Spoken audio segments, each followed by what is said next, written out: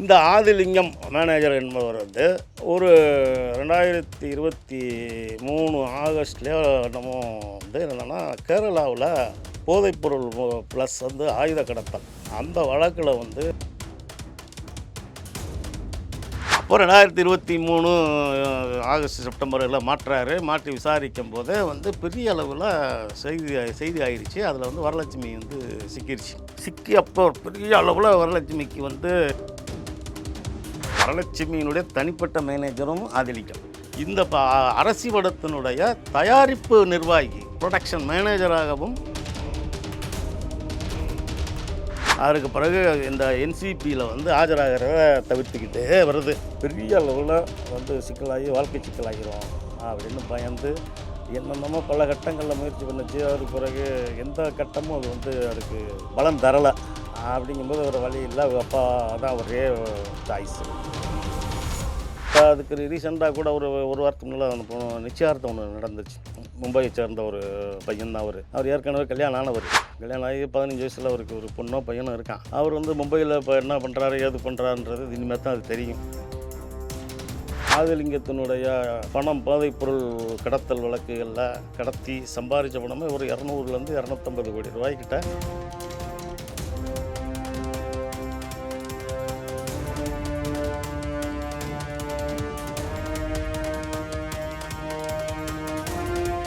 Real one media நேயர்களுக்கு வணக்கம். நான் உங்கள் கிருஷ்ணா. இன்றைக்கி நம்ம கூட மூத்த பத்திரிகையாளர் திரு பரமேஸ்வரன் அவர்கள் தான் இணைஞ்சிருக்காரு. வாங்க அவர் கூட பேசலாம். வணக்கம் சார். வணக்கம் தம்பி. தேர்தல் நெருங்கிக்கிட்டு இருக்க இதே சூழலில் தான் சமத்துவ மக்கள் கட்சியோட தலைவர் சரத்குமார் அவர்கள் வந்துட்டு பிஜேபியோட வந்து நாங்கள் இணைச்சிட்டோம் கட்சியவே அப்படிங்கிற மாதிரி சொல்கிறாரு. அப்போது இந்த விஷயத்துக்கு பின்னாடி அவங்க பொண்ணோட சைடு இருக்க ப்ரெஷர் தான் காரணம் அப்படிங்கிற மாதிரி எடுத்துக்கலாமா? வரலட்சுமி அப்படின்னு சினிமா நடிகை ஹீரோயின் அப்படின்றது உங்களுக்கும் தெரியும், எல்லாருக்கும் தெரியும். பல படங்கள் தலை காட்டிக்கிட்டு ஒரு ஹீரோயின் நடிச்சுக்கிட்டு இருக்குன்னு வைங்க. அந்த பொண்ணு வந்து கிட்டத்தட்ட அந்த பொண்ணிடம் வந்து ஒரு 10 வருடங்களுக்கு மேலே 10 வருடமாகவே இருக்கார். ஆதிலிங்கம் அப்படின்னா ஒரு மேனேஜர். ஒரு 10 வருடமாக 10-15 படங்களுக்கு வரலட்சுமியுடைய சினிமாக்களுக்கு அவர் தான் 10-15 வருடங்கள் வரைக்கும் ஒரு மேனேஜராக இருந்தார். வரலட்சுமிக்கு வந்து இங்கே உள்ள தொழிலாளர்கள் யாரும் கிடையாது, எல்லாமே ஹைதராபாத் தான். ஏன்னா ஹைதராபாத்லேயும் தெலுங்கு சினிமாவிலையும் வரலட்சுமி கொஞ்சம் நல்லா மார்க்கெட் இருக்கனால நிரந்தரமாக அங்கே தான். இப்போ இங்கே இந்த தமிழ் படப்பிடிப்பு அப்படின்னா கூட ஹைதராபாத்தில் தான் 3 பேரும் ஃப்ளைட்டில் வரணும். இந்த ஆதிலிங்கம் மேனேஜர் என்பவர் வந்து ஒரு 2023 ஆகஸ்ட்லேயோ என்னமோ வந்து என்னென்னா கேரளாவில் போதைப்பொருள் ப்ளஸ் வந்து ஆயுத கடத்தல் அந்த வழக்கில் வந்து NIA அப்படிங்கிற இருக்கிற நேஷனல் இன்வெஸ்டிகேஷன் ஏஜென்சி, தேசிய புலனாய்வு முகமை, அதனுடைய அதிகாரிகள் சுற்றி வளைச்சி ஆதிலிங்கத்தை அரெஸ்ட் பண்ணிட்டாங்க. அரெஸ்ட் பண்ணும்போது அங்கே கேரளாவில் இருந்து அவங்க வந்து ஒரு குணசேகரன் அவன் தான் ஹெட்டு போலுக்கு அவன்கிட்ட ஒரு லிங்க் ஆகி போதைப்பொருள் ரொம்ப வருஷமாக தான் பண்ணிக்கிட்டு இருந்திருக்காங்க இவளுக்கு. அது ஒரு 300 கிலோ கிட்ட போய் பிடிவிட்டதாக சொன்னாங்க. அப்போ 300 கிலோன்றது கிட்டத்தட்ட ஒரு 40-50 கோடி ரூபா மதிப்பு அப்படின்ற மாதிரி. அப்போ போதைப்பொருள் அதாவது தேசிய புலனாய்வு முகமை சொன்ன கணக்கே வந்து 30-40 கோடி ரூபா இருக்கும் போதைப்பொருள் மட்டும். அதுபோக ஆயுத கடத்தல் அப்படின்றதுனால அந்த கேரளா பகுதியில் வந்து அவர் அரெஸ்ட் பண்ணிட்டாங்க. அரெஸ்ட் பண்ணி தூக்கி விசாரிக்கும் போது யார் என்ன ஏது நீ எங்கே உள்ளவன் என்னதுங்கும்போது அவருக்கு வந்து இங்கே தமிழ்நாடு தான் சொந்த ஊர், விருதுநகர் மாவட்டமாக தூத்துக்குடி மாவட்டம்னு நினைக்கிறேன். அப்போ சினிமாக்களில் வந்து பல ரூபங்களில் வந்து அவருடைய அந்த பணங்கள் வந்து முதலீடு ஆகிருக்கு அப்படின்றத ஸ்கெட்சு அவங்களோட NIA தொடர்ச்சியான விசாரணையில் கண்டுபிடிச்சி, அப்படி யார் என்ன எது எங்கே இருந்த சினிமாவில் விட்டேன்னா சினிமாவில் யாருன்னா நான் வரலட்சுமிக்கு மேனேஜராக இருந்தேன். மேனேஜராக இருக்கும்போதே இவர் வந்து கேரளாவில் இந்த மாதிரி பண்ணிட்டு. ஆமாம், இது வந்து 10 ஆண்டுகளாக வந்து அதை தான் பண்ணியிருக்கிறாரு. அப்போ 2023 ஆகஸ்ட் செப்டம்பரில் மாற்றி விசாரிக்கும் போதே வந்து பெரிய அளவில் செய்தி ஆயிடுச்சு. அதில் வந்து வரலட்சுமி வந்து சிக்கிருச்சு. ரைட்டுங்களா? சிக்கி அப்போ பெரிய அளவில் வரலட்சுமிக்கு வந்து ஏன்னா தேசிய புலனாய்வு முகமை அப்படின்னா வந்து உங்களுக்கு இந்திய அளவில் உள்ள பெரிய தேசவிரோத சக்திகள், தீவிரவாத சக்திகள், இவர்களை வந்து அந்த மாதிரி வழக்குகள் தான் அவங்க ஸ்பெஷலிஸ்ட்டு. அப்போ அது இந்திய அளவில் பெரிய இந்த ஆயுத கடத்தல் ப்ளஸ் போதை கடத்தல் அப்படின்னா அது பெரிய அளவில் கொண்டாந்து சிக்கலில் மாட்டிடும் அப்படின்னு சொல்லி வரலட்சுமிக்கு கை ஆள்வது ஒட்டம்பு ஆள் நடிகிருச்சு. எனக்குன்னா என்ன பண்ணிருச்சு அப்போயே எனக்கு என்னுடைய மேனேஜர் ஆதிலிங்கம் அப்படின்ற சொல்கிறவருக்கும் என்கிட்ட வந்து அவர் இப்போ மேனேஜராக கிடையாது. அவர் வந்து 3 வருஷத்துக்கு முன்னாலேயே போயிட்டார். எனக்கு அவருக்கு தொடர்பு இல்லை.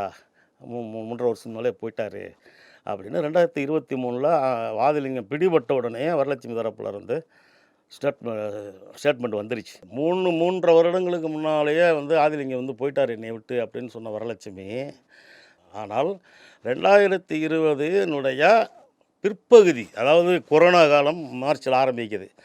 ஜூனில் தான் வந்து அந்த ஃபஸ்ட் லாக்டவுனு அது ரிலீவ் ஆகுது, கட்டுப்பாடுகளோடு ரிலீவ் ஆகுது. அப்புறம் ஒரு மாதம் 2 மாதம் கழித்து தான் படப்பிடிப்புகளுக்கு அனுமதி, திரையரங்குகளில் வந்து 50% பார்வையாளர்கள், அப்புறம் பேருந்துகளில் வந்து 50%, இப்படி படிப்படியாக கொஞ்சம் கொஞ்சமாக அந்த கட்டுப்பாடுகள் தளருது.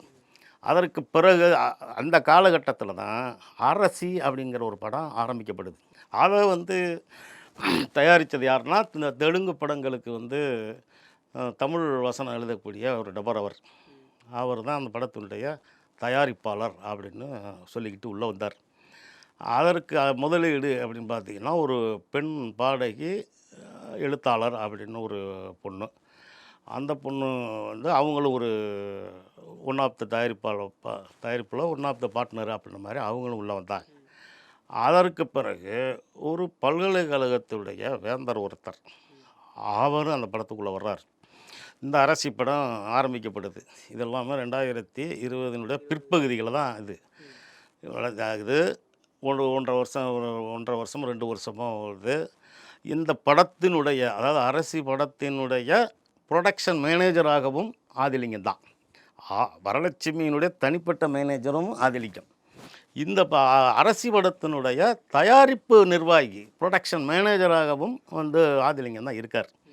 ஏன்னா அதுக்கு வந்து அந்த ப்ரொடக்ஷன் மேனேஜருங்கும்போது சில வவுச்சர்களில் பில்லுகளில் வந்து ரசீது கையெழுத்து போடணும். மேனேஜர் தான் கையெழுத்து போடணும். ஷூட்டிங் ஸ்பாட், தொழிலாளருக்கு சம்பளம், அன்னைக்குரிய பேட்டா, இது எல்லாமே வந்து ஆதிலிங்கம் தான் கையெழுத்து போடணும். அவர் கையெழுத்து போட்ட எல்லா ரசீதுமே வந்து சம்மந்தப்பட்ட சங்கத்திலே இருக்குது. இது எல்லாம் முடிஞ்சது. இப்போது வந்து அந்த படம் வந்து அவருடைய எதுக்கு ஆதிலிங்கம் ப்ரொடக்ஷன் மேனேஜராகவும் உள்ளே வர்றாருன்னா, அவருடைய பணமும் அது உள்ளே இறங்குது. சரிங்களா? முடிஞ்சா இப்போது அந்த படமும் கிட்டத்தட்ட ஆரம்பிக்கப்பட்ட இலக்கை விட, அதாவது என்ன பட்ஜெட்டுன்னு ஒரு இலக்கோடு ஆரம்பித்த விட 3 மடங்காகி அது ஒரு 4.5லேருந்து 5 கோடி ரூபாயில் வந்து நின்றுச்சு. நின்று இந்த 2023 அக்டோபர்லையோ இல்லை நவம்பர் நினைக்கிறேன், சரியா, ஒரு 6லேருந்து 7 மாதங்களுக்கு முன்னால் தான். இப்போ 2024 பிறந்து இப்போ 2.5 மாதம் ஆகுது பார்த்தீங்களா. அதற்கு அந்த 2023க்கு ஒரு அந்த ஆகஸ்ட், அதாவது ஆதிலிங்கம் ஆகஸ்ட் இல்லை செப்டம்பருக்கு அரெஸ்ட்டு, சரிங்களா. அதற்கு ஒரு மாதத்திற்கு முன்னால் தான், கிட்டத்தட்ட ஒரு 8 மாதம் கணக்குன்னு வைங்க. 8 மாதங்களுக்கு முன்னால் தான் இந்த அரசி படத்திற்கு சென்சார் சர்டிஃபிகேட் வாங்குகிறாங்க. அந்த சென்சார் சர்டிஃபிகேட் வாங்குற வரைக்கும் ஆதிலிங்கம் கூட இருக்கார். ஆனால் இவங்க வந்து 3 வருஷத்துக்கு முன்னாடியே வந்துட்டு 3 வருடங்களுக்கு முன்னாலேயே வந்து என்னை விட்டு போயிட்டார். எனக்கு அவருக்கு எந்த விதமான தொடர்பு இல்லை. என்னுடைய கால் சீட்டை நான் தான் பார்க்குறேன் அப்படின்னு தான் வரலட்சுமியினுடைய தன்னிலை விளக்கம். அதற்கு பிறகு இந்த என்சிபியில் வந்து ஆஜராகிறத தவிர்த்துக்கிட்டே வருது. ஏன்னா ஆஜராகிட்டேன் அப்படின்னா கிடிக்கப்படி போட்டு கேள்வி கேட்க ஆரம்பிச்சிட்டாங்கன்னா பெரிய அளவில் வந்து சிக்கலாகி வாழ்க்கை சிக்கலாகிரும் அப்படின்னு பயந்து என்னென்னமோ பல கட்டங்களில் முயற்சி பண்ணிச்சு. அதற்கு பிறகு எந்த கட்டமும் அது வந்து அதுக்கு எந்த ஒரு ரூட்டும் வந்து அதற்கு வந்து பலம் தரலை. அப்படிங்கும்போது ஒரு வழி இல்லை. அவங்க அப்பா தான் ஒரே சாய்ஸு. அவர் ஏற்கனவே அவர் ராஜ்யசபா எம்பியாக திமுக சார்பில் தான் இருந்தார், ராஜ்யசபா எம்பியாக இருந்தார். அதன் பிறகு அவருக்கு டெல்லி தொடர்புகள்லாம் நிறையா உண்டு. நல்லா படித்த மனிதர், நல்ல அறிவாளி தான் அவர் சரத்குமார். அதிலெல்லாம் நம்ம ஒன்று குறை சொல்லலாம். வரலட்சுமியினுடைய வாழ்க்கை பாதுகாப்புக்காக வந்து சரத்குமார் வந்து பண்ணின ஒரு நாட்டு நலன் இது, வேறு ஒன்றும் பெரிய என்ன நல்ல. ஏன்னா இப்போ அதுக்கு ரீசெண்டாக கூட ஒரு வாரத்துக்கு முன்னால் நிச்சயார்த்தம் ஒன்று நடந்துச்சு. மும்பையை சேர்ந்த ஒரு பையன் தான் அவர், நிக்கோலஸ் சச்தேவ்னு ஒருத்தர். அவர் ஏற்கனவே கல்யாணம் ஆனவர். கல்யாணம் ஆகி 15 வயசில் அவருக்கு ஒரு பொண்ணோ பையனும் இருக்கான். அவர் வந்து மும்பையில் இப்போ என்ன பண்ணுறாரு ஏது பண்ணுறாருன்றது இனிமேல் தான் அது தெரியும். அதனால் அவர் நிச்சயத்தை ஆயிடுச்சு, கல்யாணம் நடக்க போகுது. இப்போ கல்யாணம் முடிகிற தாலி கட்ட போகிற நேரத்தில் கல்யாணம் நெருங்கி வர நேரத்தில் வந்து ஏதாவது சிக்கலாயிருமோ மகளுக்கு, அதுவும் என்சிபி போதைப் பொருள் அப்படிங்கும்போது சொல்கிறாங்க. அவங்க வந்து இப்போ என்சிபி தரப்புலேருந்தே வந்து 30 கோடி 40 கோடி தான் சொல்கிறாங்க. ஆனால் கிட்டத்தட்ட ஆதிலிங்கத்தினுடைய பணம் போதைப்பொருள் கடத்தல் வழக்குகளில் கடத்தி சம்பாரித்த பணமே ஒரு 200லேருந்து 250 கோடி ரூபாய்க்கிட்ட வந்து சினிமாக்குள்ளே புழக்கத்தில் விட்டுருக்காரு. எல்லாரும் எல்லா சமூக வலைத்தளங்கள், சமூக ஆர்வலர்களில் இருக்கு. அப்போ எல்லாருடைய கருத்தும் இதுதான் தம்பி. இதில் வந்து நீங்கள் நாட்டு நலனு, அந்த நலனு, காமராஜர் ஆட்சி அப்படி இப்படின்றது சும்மா ஒரு அறிக்கைக்கும் பேச்சுக்கும் வேணால் அதை சொல்லிக்கலாம் ஒழிய எல்லாருக்கும் வந்து இப்போ பெத்த மகளை விட்டு கொடுக்க முடியாது இல்லையா. அவருடைய முதல் மனைவி மக அத்தனைக்கும் சாயாதேவி அவங்க முதல் மனைவி. அவங்க வந்து முழுக்க முழுக்க வந்து சாயாதேவியினுடைய அரவணைப்பு பாதுகாப்பில் தான் வரலட்சுமி இது இருந்துச்சு. அதனால் வரலட்சுமியினுடைய எல்லா சிக்கல்களும் தீரணும், நல்லபடியாக அந்த பையனுக்கு கல்யாணம், நிக்கோலஸுக்கு கல்யாணம் நடக்கும் நிக்கோலஸ் கூட அப்படின்லாம் உங்களுக்கு ஒரே மார்க் வந்து இப்போதைக்கு, அதுவும் தேர்தல் நேரம். அதனால் வந்து உங்களுக்கு பிஜேபியில் கொண்டு கட்சியை கொண்டு கரைக்கிறத தவிர அவர் வழியே இல்லை அவருக்கு. ஏன்னா அவருக்கு லெட்டர் பேர்டு அடிக்கிற செலவாவது கொஞ்சம் மிஞ்சும்ல. அதுக்கடுத்து இன்னொன்று இருக்குது. அதாவது இப்போ அடுத்து இன்னொரு நம்ம பேசிட்டு வெளியே போகிறதுக்குள்ளேயே நாளைக்கு கூட வந்து தமிழ்நாடு பிஜேபியினுடைய தலைவரை கூட அறிவிப்பாங்க, சரத்குமாரை. அதுக்கும் வாய்ப்பு இருக்குது. ஏன்னா அண்ணாமலை வந்து உளறி கொட்டி அவருடைய டார்ச்சர் தாங்க முடியாமல், அவருடைய உளறல் சகிக்க முடியாமல், இன்னமும் கூட்டணி முடியாமல் திக்கி திணறி போய் தெரியுது தமிழ்நாடு பிஜேபி. இன்னொரு சந்தேகம் சார், இப்போ வரலட்சுமி அவர்களுக்கு இந்த பிரச்சனை, அவர் மேனேஜர் வந்து பிரச்சனையில சிக்கிறதுக்கு முன்னாடி வரைக்கும் அவர் இந்த மாதிரி தொழிலெல்லாம் பண்ணிட்டு இருக்காருங்கிற விஷயம் தெரியாமல் இருந்திருக்குமா? அது இப்படிங்க தெரியாமல் இருக்கேன். வரலட்சுமிக்கு வந்து என்னென்னா ஆதிலிங்கத்தை ஆரம்பத்தில் வேணால் தெரியாமல் இருந்திருக்கலாம். ஆதிலிங்கம் வந்து வந்த புதுசில் வந்து தெரியாது. சரி அவரும் வந்து இந்த மாதிரி ப்ரொடக்ஷனு அந்த சைடு இருந்து அப்படி இப்படி கொஞ்சம் உருட்டி பிரட்டி வந்தால் தானே. அப்படிங்கும்போது ஆரம்பத்தில் ஒரு 2-3 வருஷங்கள் நான் தெரியாமல் இருக்கலாம். ஆனால் 10 வருஷம் அவங்களுக்கு தெரியாமல் இருக்க முடியாது இல்லையா. அப்போது நீங்கள் வந்து ஃபைனான்ஸ் ஆதிலிங்கம் ஃபைனான்ஸ் பண்ணுறாருன்னா வரலட்சுமி மூலியமாக தானே பண்ணுவார். ஒரு படத்துக்கு ஆதிலிங்கம் ஃபைனான்ஸ் பண்ணுறாரு அப்படின்னா வரலட்சுமி மூலியமாக தானே பண்ணியிருக்க முடியும். இப்போ வரலட்சுமிக்கு தெரியாதுன்னு முதல்ல வேணால் தெரியாமல் இருக்கலாம். அப்போ நம்ம எடுத்தடுப்புலையே வந்து அவருக்கு தெரியும்னா நம்ம சொல்ல வரல. அப்படிலாம் நம்ம வந்து வரலட்சுமி மேலே வந்து அபாண்டமாலாம் நம்ம குற்றஞ்சாட்டலை. பொதுவாக வந்து ஒரு 3 வருஷம் முதல்ல ஒரு 3 வருஷம் தெரியல அப்படின்னா அதற்கு பிறகு ஒரு நடவடிக்கை, பணப்புழக்கம் இதெல்லாம் வந்து வந்து கணக்கு பண்ணி பார்க்கணும்ல. அதனால் முழுக்க வந்து தெரியும் அப்படின்னு தெரியாமல் வந்து வந்து வரலட்சுமி வந்து ஆதிலிங்கத்தை வந்து மேனேஜராக வச்சுருந்தாங்கன்றதெல்லாம் நம்ம வந்து அது எந்த அளவுக்கு வந்து ஏற்றுக்கிறேன்னு தெரியலை.